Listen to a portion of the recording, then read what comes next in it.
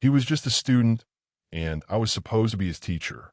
But the moment our eyes met in that classroom, something broke inside me that I could never fix again. Every lesson became a secret. Every glance became a confession. And one night, in an empty hallway, we crossed a line that changed everything forever. Ethan Carter had one rule for senior year at Westbrook High in Seattle: stay invisible. After everything that happened during junior year, he wanted peace. No drama, no rumors, no awkward whispers following him through the hallways. He wanted to survive graduation quietly and disappear to college somewhere far away. Every morning, Ethan followed the same routine. Wake up at 6:30, throw on a dark hoodie, grab coffee from a small corner shop near his apartment, catch the downtown bus while listening to music loud enough to drown out his thoughts. His older sister, Lily, noticed the pattern months ago. Normal teenagers actually talk before school. She joked one morning while packing her work bag. Ethan shrugged without looking up from his phone. Sounds exhausting. You're impossible. Probably. Lily smiled softly anyway. She was the closest thing Ethan had to a best friend these days. Their parents moved overseas for work years ago, leaving Ethan with her in Seattle while he finished high school. Most days, Ethan didn't mind being alone. At least that's what he told himself. The October air felt cold as he walked through the crowded school entrance that Monday morning. Students shoved past each other loudly, while teachers yelled reminders about attendance and missing assignments. Ethan kept his head down. Same as always. Literature was his first class of the day. Normally, he sat near the back corner beside the window where nobody bothered him. But when he entered the classroom, something felt different immediately. Students were whispering. Phones were out. Even the loud football players seemed unusually interested in being early. Ethan slid quietly into his seat and pulled out his notebook. Then the classroom door opened, and suddenly the room went silent. A tall man stepped inside, carrying a stack of books beneath one arm. "Good morning, everyone," he said calmly. "I'm Mr. Adrian Blake. I'll be taking over literature this semester." Ethan looked up before he could stop himself. The new teacher looked young, way younger than most teachers at Westbrook High. Dark brown hair, sharp features, calm eyes that somehow made the entire room quiet without trying. Girls in the front row immediately straightened in their seats. Someone behind Ethan whispered, "Okay, why does he look like a movie actor?" A few students laughed quietly. Mr. Blake smiled, just enough to acknowledge the comment without encouraging it. "I'll pretend I didn't hear that." The class laughed harder this time. Ethan quickly looked back down at his notebook, but for some reason, he couldn't stop listening to Adrian's voice. It was smooth, relaxed, confident without sounding arrogant. "We're not just reading books in this class," Adrian explained while writing on the board. "We're figuring out why stories matter, why people connect to them." Ethan hated how interested he suddenly felt. Normally, literature class was just another hour to survive. But something about the way Adrian spoke made everything sound real instead of academic. When attendance started, Ethan barely paid attention until Ethan Carter. His stomach tightened unexpectedly. He slowly raised his hand. For one brief second, Adrian looked directly at him. Not through him, not past him, at him. "Good," Adrian said with a small nod before continuing attendance. That should have been the end of it. But Ethan couldn't explain why his chest suddenly felt strange afterward. The rest of class passed faster than usual. Adrian discussed novels like they were personal experiences instead of assignments. Even students who normally slept through lectures stayed awake. When the bell finally rang, everyone stood immediately. "Before you leave," Adrian called out, "your first essay assignment is due Friday. Topics on the board. Don't panic. I'm grading honesty more than perfection." Students groaned dramatically while packing their bags. Ethan stayed seated for an extra second, staring at the assignment written across the board. "What story changed you?" It was such a simple question, but somehow it felt personal. As Ethan stood to leave, Adrian suddenly spoke again. "Ethan," he froze instantly. "Yeah, you forgot your notebook." Ethan looked down. Somehow, in his distraction, he'd left it on the desk. "Oh, thanks." When he stepped forward to grab it, Adrian handed it over carefully.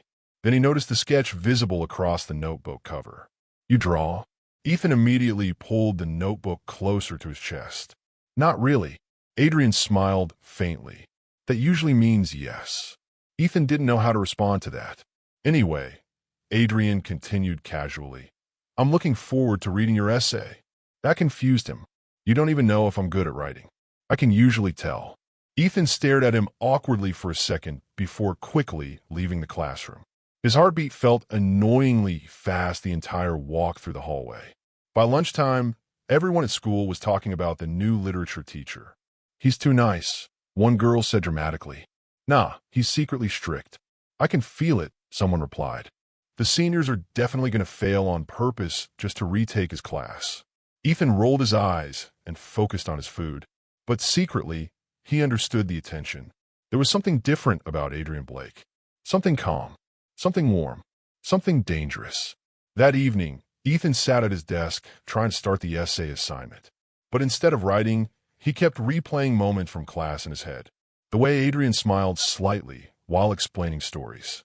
The way his voice softened during serious conversations.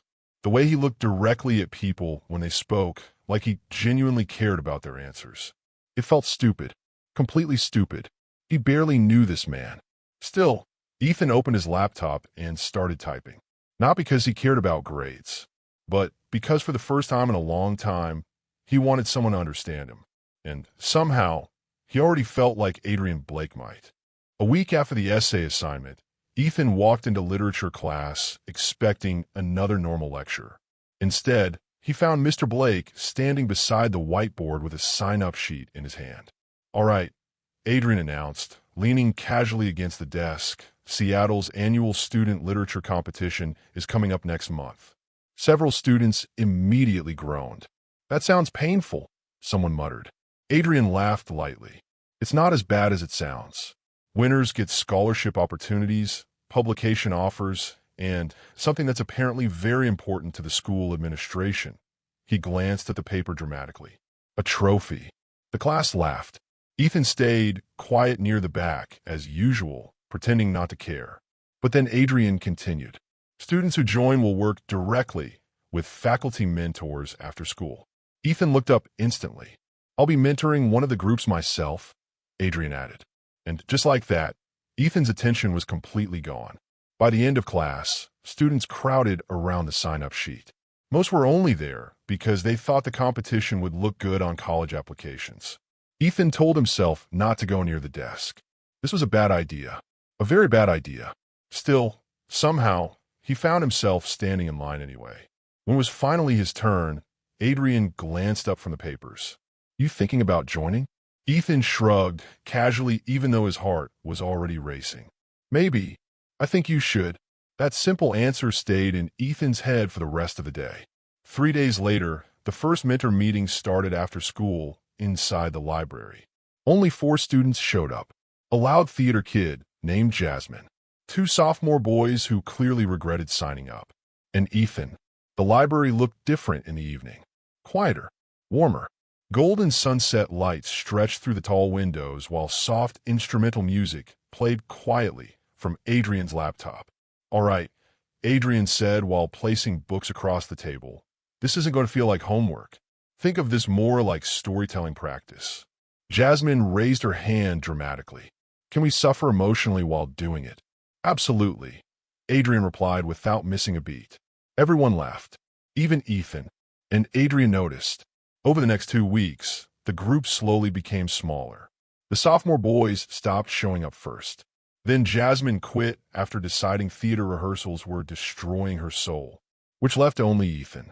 The first time it happened, Ethan assumed Adrian would cancel the meetings entirely. Instead, Adrian simply looked around the empty library and smiled faintly. "Well," he said, sitting down across from Ethan, "looks like it's just us." For some reason, those words made Ethan nervous. The meetings became quieter after that, more personal. Sometimes they discussed novels for hours, sometimes movies, sometimes random things completely unrelated to school. One evening, Adrian handed Ethan a copy of a classic novel covered in handwritten notes. "You annotate books?" Ethan asked. "Always. That feels illegal." Adrian laughed softly. Books are supposed to feel lived in. Ethan opened one of the pages and noticed comments written in blue ink along the margins. Some are funny, some thoughtful, some strangely emotional. "You really love stories," Ethan said quietly. Adrian leaned back in his chair. "Stories make people feel less alone." The answer hit Ethan harder than expected, because loneliness was something he understood perfectly. Outside the library windows, the skies slowly darkened while downtown Seattle lit up with evening traffic and glowing storefronts. Most teachers would have ended the session hours ago, but Adrian never seemed in a rush to leave. Neither did Ethan. One Thursday evening, Ethan stayed later than usual helping organize books after their meeting ended. "You don't have to do that," Adrian said while stacking papers. "I know. Then why are you still here?" Ethan shrugged awkwardly. "Apartment's quiet." Adrian paused for a second before nodding slowly like he understood more than Ethan actually said. "My place used to feel like that too," he admitted. Ethan looked surprised. "Really? First year teaching?" Adrian smiled faintly. "I thought adulthood would feel exciting. Mostly it just felt empty." There was something strangely honest about the way he said it. No fake teacher voice. No pretending to have everything figured out. Just Adrian. And Ethan realized that was becoming dangerous. Because every time Adrian talked honestly, Ethan wanted to know more. That same night, while searching for a book on the top shelf, Ethan climbed a rolling ladder beside one of the tall bookcases. "You sure the thing's safe?" Adrian asked from below. "Probably not." "That's comforting." Ethan smirked slightly while reaching higher. Then the ladder shifted unexpectedly. His balance disappeared instantly. Before he could fall, Adrian caught him around the waist. Everything froze. Ethan's hands grabbed Adrian's shoulders automatically, while Adrian steadied him carefully against his chest. For one breathless second, they stayed like that. Too close. Way too close. Ethan could feel Adrian's heartbeat, could smell his cologne, could see the exact shade of green hidden inside his eyes. "You okay?" Adrian asked quietly, but his voice sounded different now. Lower. Softer. Ethan swallowed hard. "Yeah." Neither of them moved immediately, and somehow, that silence said more than words ever could. Finally, Adrian slowly let go and stepped back. "You should probably avoid lawsuits by staying off unstable ladders." Ethan laughed nervously, trying to pretend his heart wasn't about to explode. Noted, but the moment stayed with him the entire night. Actually, longer than that. Because after the library meetings started, everything between them began changing in small, dangerous ways. Adrian started saving Ethan's favorite coffee order before meetings. Ethan noticed Adrian smiling before he even finished telling jokes. Sometimes their conversations drifted so naturally that they forgot about time completely. And little by little, Ethan stopped thinking of Thursdays as school activities. They became the best nights of his week. One Friday afternoon, Ethan entered literature class late after helping another teacher carry equipment downstairs. "Nice of you to join us, Mr. Carter," Adrian teased lightly. A few students laughed. Ethan smirked while sitting down. "Traffic? Inside the school? You'd be surprised." Adrian shook his head, smiling under his breath before continuing the lecture. But during class, Ethan noticed something strange. Every time Adrian spoke to another student, everything felt normal, professional, safe. Yet whenever Adrian looked directly at him, something shifted, something quieter, more personal. And Ethan started realizing the truth he desperately wanted to avoid. This wasn't just admiration anymore. By December, Ethan Carter had completely lost control of his feelings. It happened slowly at first. A few nervous glances during class. Thinking about Adrian Blake more often than he should. Replaying conversations in his head while trying to sleep. But now it was worse. Now Ethan noticed everything. The way Adrian rolled up his sleeves while writing on the board. The way his eyes softened whenever he smiled. The way his voice changed slightly whenever they were alone in the library. Every little thing mattered too much. And Ethan hated himself for it. Because no matter how real it felt, Adrian was still his teacher. Which meant this could only end badly. So Ethan decided the smartest thing to do was create distance. He stopped staying after class, stopped showing up early to the library meetings, stopped making eye contact longer than necessary. At first, Adrian pretended not to notice, but Ethan could tell he noticed everything. One Thursday evening, Ethan skipped the library session completely and headed straight for the bus stop after school. Halfway there, he heard footsteps behind him. Ethan, his heart dropped immediately. He turned around slowly. Adrian stood a few feet away wearing a dark coat against the cold Seattle air, one hand tucked into his pocket. "You missed the meeting," Adrian said carefully. "Yeah, sorry. I forgot. That's not like you." Ethan forced a small shrug. "Guess I'm changing." Adrian studied him quietly for a moment. The city lights reflected softly across the street between them while students passed nearby, laughing loudly. Neither of them spoke. Finally, Adrian sighed softly. "Did I do something wrong?" The question caught Ethan completely off guard. "What? You've been avoiding me for 2 weeks." Ethan looked away immediately. "I haven't. You have." His voice wasn't angry. If anything, it sounded hurt, and somehow that made things worse. Ethan gripped the strap of his backpack tighter. "I've just been busy." "With what?" "My life." Adrian nodded slowly, though it was obvious he didn't believe him. "All right, that should have ended the conversation." But neither of them moved. The silence between them suddenly felt heavy with things neither one wanted to say out loud. Ethan's chest tightened painfully, because the truth was simple. Being around Adrian hurt now. Not because Adrian had done anything wrong, but because Ethan wanted him in ways he absolutely shouldn't. And every smile only made it harder. A cold wind moved through the street as Ethan finally spoke again. "I think maybe I should leave the competition." Adrian's expression changed instantly. "What?"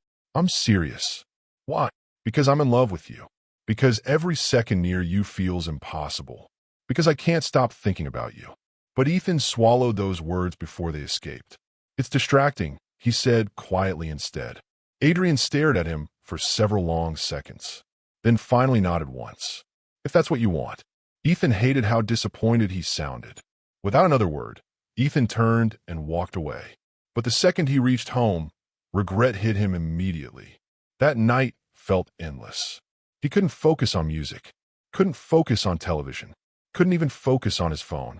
Every thought returned to Adrian, to the hurt look in his eyes, to the quiet disappointment in his voice. By the next morning, Ethan already missed him, and apparently, Adrian felt the same way. Because after literature class ended Friday afternoon, Adrian quietly said, "Ethan, stay for a minute." The room slowly emptied until they were finally alone. Ethan's pulse raced violently. Adrian stood near his desk for a moment like he was carefully choosing his words. Then finally, "I don't think distance is helping either of us." Ethan froze. "What does that mean?" Adrian gave a quiet, humorless laugh. "You know exactly what it means." The classroom suddenly felt too small, too warm, too dangerous.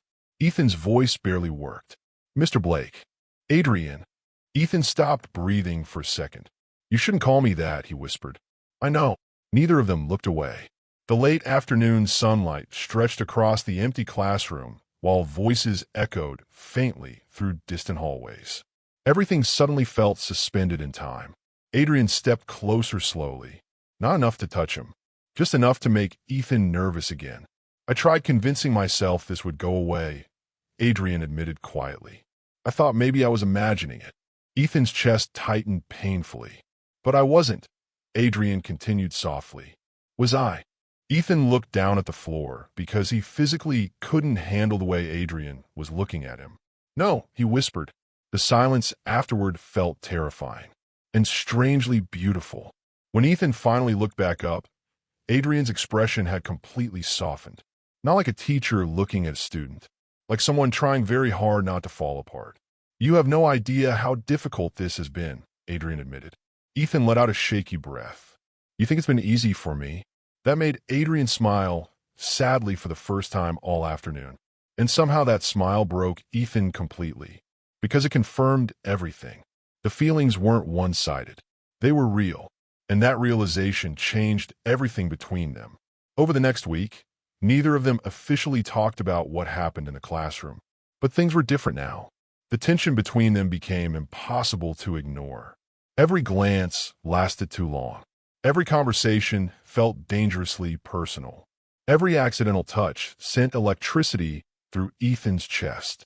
One evening after the library closed, Adrian walked Ethan downstairs toward the parking lot. The streets of Seattle glowed with holiday lights wrapped around storefront windows while music drifted softly from nearby restaurants. "You excited for winter break?" Adrian asked casually. "Not really." "Why not?" Ethan shoved his hands into his hoodie pockets. "Too much free time to think." Adrian laughed quietly beneath his breath. "That bad? You have no idea." Adrian looked at him carefully after that. Too carefully, and Ethan realized something terrifying. Adrian looked just as affected as he felt. When they reached Adrian's car, neither moved to say goodbye. Immediately, the cold air surrounded them while headlights passed slowly across the street nearby. Ethan looked up at him nervously. "This is a bad idea," he whispered. Adrian's expression softened instantly. "I know, but you still look at me like that." Adrian stepped slightly closer. "How do I look at you?" Ethan's heartbeat became almost unbearable. "Like you want to kiss me." For one dangerous second, Adrian didn't answer. Didn't move. Didn't deny it. And that silence alone was enough to completely steal Ethan's breath away. The competition trip to Portland arrived faster than Ethan expected. Students from Westboro High boarded the early morning bus in Seattle with loud excitement, backpacks stuffed with notebooks, snacks, and last-minute essays. Ethan sat near the middle, headphones in, pretending to sleep while his mind stayed wide awake. And somewhere 2 rows ahead, Adrian Blake sat talking quietly with another teacher. Professional, calm, distant, at least on the outside. The hotel in Portland was modern, glass-covered, overlooking the glowing downtown skyline. Everything about the trip felt official, controlled, supervised, which made it worse, because every stolen glance between Ethan and Adrian felt even more dangerous here. That evening, after the competition round ended, students gathered in the hotel lounge for pizza and games. Ethan stayed silent most of the time, answering questions with short replies while his mind kept drifting. He needed air. Eventually, he slipped out alone and took the elevator up to the rooftop terrace. The door opened with a soft metallic chime. Cold wind brushed his face instantly. The entire city stretched out in front of him, lights, buildings, movement, life. Everything glowing under the night sky. Ethan stepped closer to the edge, hands resting on the railing. For the first time all day, his mind felt quiet. "You always disappear like this." Ethan turned quickly. Adrian stood a few steps behind him. No classroom tone, no teacher voice. Just Adrian. "You followed me?" Ethan asked quietly. "I noticed you left." Ethan looked back at the skyline. "I just needed space." Adrian nodded slowly and stepped beside him. For a moment, they both just stood there in silence, watching the city breathe beneath them. "You did well today," Adrian said after a while. Ethan gave a small laugh. "You didn't even hear my presentation." "I didn't need to." That made Ethan glance at him. Adrian wasn't looking at the city anymore. He was looking at Ethan. That familiar feeling hit again, tight in his chest, impossible to ignore. "Why do you always say things like that?" Ethan asked softly. "Like what?" "Like you already know me." Adrian hesitated for a moment. Then he exhaled slowly. "Because I think I do." The words landed too heavily between them. Ethan turned slightly toward him. "That's not fair." "What is it?" Acting like Ethan stopped, struggling to find the right words. "Like I matter more than I should." Adrian's expression changed instantly. "You think you don't matter?" Ethan didn't answer. Because the truth was complicated. Adrian stepped closer, not enough to touch him, but close enough that Ethan could feel his presence completely. "I don't think you understand what you do to people," Adrian said quietly. Ethan's breath caught. "What does that mean?"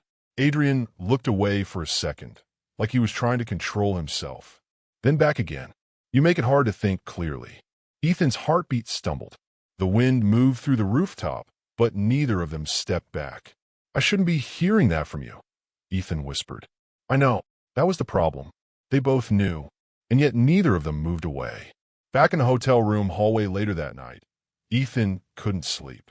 He kept replaying every moment from the rooftop, the way Adrian looked at him, the way his voice dropped when he spoke, the way silence between them no longer felt empty. It felt full. Too full. At midnight, Ethan stepped out again. He didn't know why. Maybe he needed water. Maybe he needed air. Maybe he needed something he couldn't name. The hallway was quiet except for distant elevator sounds. As he walked past the stairwell door, it suddenly opened, and Adrian stepped out. They froze instantly. Neither expected the other. For a second, neither spoke. Then Adrian gave a small, tired smile. "You can't sleep either?" Ethan shook his head slowly. "Not really." Adrian stepped into the hallway fully, closing the stairwell door behind him. "I was just walking," he said. A lie. Ethan could tell, but he didn't call it out. Instead, they stood there in silence again, the kind that felt heavier every time it happened. Finally, Adrian spoke quietly. "Ethan, about earlier, on the rooftop." Ethan's stomach tightened immediately. "Don't," he said softly. Adrian stopped. Ethan looked down. "If we start talking about it, it becomes real." Adrian's voice lowered. "It already is real." That sentence changed everything in the air between them.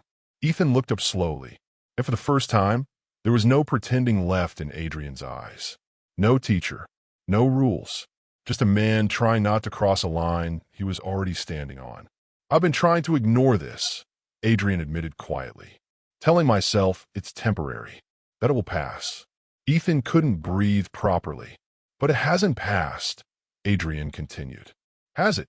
Ethan whispered, "No." The hallway suddenly felt too small, too quiet, too charged with everything they had been avoiding. Adrian took a careful step closer. Not fast, not impulsive. Careful, like he was afraid of breaking something fragile. "I don't know what I'm doing anymore," he admitted. Ethan's voice shook slightly. "Neither do I." That honesty hung between them. Heavy, unavoidable. Adrian looked at him for a long moment, like he was memorizing something he shouldn't. Then he lifted his hand slightly, but stopped halfway, like he was fighting himself. Ethan noticed, and instead of stepping away, he stayed. For a second, nothing happened. Then Ethan quietly closed the distance himself. Just a small step, enough to erase the final space between them. Adrian exhaled sharply. But Ethan didn't stop. And when their eyes met again, something broke. Not loudly, not dramatically, just quietly, like a decision finally made. Adrian's hand gently touched Ethan's face. Careful, slow, like he was asking permission without words. Ethan didn't move away. That was enough. And in that silent hallway of the Portland hotel, everything they had been holding back finally stopped being avoidable. After Portland, nothing between Ethan and Adrian ever felt the same again. Back in Seattle, school life returned to its normal rhythm. Bells ringing, students rushing, teachers pretending nothing had changed. But for Ethan, everything had changed. Now, every time he walked in a literature class, his heart reacted before his mind could stop it. Because Adrian was still Adrian in front of everyone else. Calm, professional, controlled. But Ethan knew what that calm was hiding now.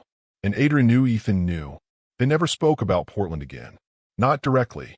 But something unspoken lived between them after that night. A quiet tension. A dangerous understanding. At first, they tried to behave normally. Classroom discussions stayed professional. Ethan answered questions like any other student.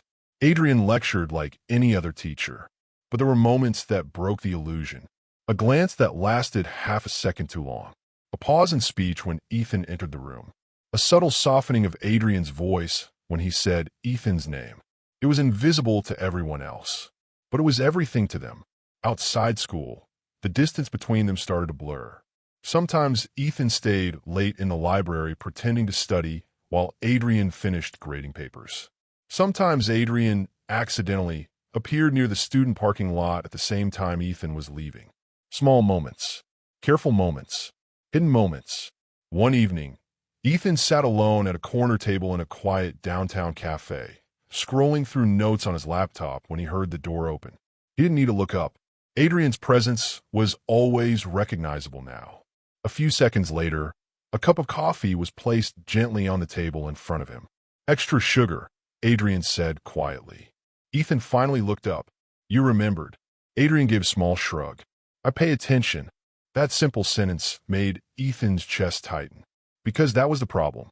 Adrian paid attention too much. Not like a teacher. Not anymore. They sat in silence for a while, just listening to the soft background music and distant city noise. Finally, Ethan spoke. This can't keep going like this. Adrian didn't pretend not to understand. I know. Ethan closed his laptop slowly. So what happens then? Adrian looked at him for a long moment. And for once, there was no easy answer ready. I don't have one, he admitted. That honesty hurt more than anything else. Because Ethan wanted certainty. He wanted permission. He wanted something safe. But all they had was this complicated space between right and impossible. Weeks passed. Winter slowly began fading into early spring across Seattle, but nothing between them cooled down. If anything, it grew stronger, more real, more dangerous. There were moments neither of them spoke about afterward. Standing too close while reaching for the same book. Accidental touches that lingered a second too long. Smiles that disappeared the moment someone else entered the room. And then there were the stolen moments. After-school walks that just happened. Quiet conversations in empty classrooms. Late evenings where neither of them left first. One night, after the school had emptied completely, Ethan found Adrian alone in his classroom. Lights dim, papers scattered across the desk. Adrian looked tired. Not physically, emotionally. You're still here, Ethan said softly. Adrian looked up slowly. So are you. Ethan stepped inside, closing the door behind him. The lock clicked softly. That sound felt louder than it should have. For a moment, neither spoke. Then Adrian leaned back in his chair, exhaling slowly. I got an offer, he said. Ethan froze slightly. From where? Boston. Ethan already felt it before Adrian even finished speaking. A new teaching position, Adrian continued. Starts after summer. Silence filled the room instantly. Ethan tried to respond normally. That's good, right? Adrian studied him carefully. It should be, but it didn't sound like he believed it. Ethan stepped closer to the desk. Are you going? Adrian didn't answer immediately. That was answer enough. Ethan nodded slowly, forcing calm into his voice. Makes sense. But his hands were shaking slightly now. Adrian noticed. He always noticed. I didn't accept it yet, Adrian said quietly. Ethan looked up instantly. Their eyes met, and everything unspoken between them came rushing back. You're waiting? Ethan asked. Adrian's voice dropped. I don't know what I'm waiting for anymore. That sentence hung in the air like a confession. Ethan took a slow breath. Then, quietly, he said, maybe you're waiting for me to stop pretending. Adrian didn't move, didn't deny it, didn't correct him, just watched him, carefully, softly, like someone standing at the edge of something they couldn't step away from anymore. Ethan walked closer until there was only a small space between them. Not touching, but close enough that it felt impossible to ignore. I don't want this to end, Ethan admitted. Adrian's expression tightened slightly, like those words physically affected him. I don't either, he whispered. And in that moment, everything they had been avoiding finally became undeniable. Because no matter how complicated it was, no matter how impossible it should have been, they had already fallen too far to pretend otherwise. And neither of them want to climb back out.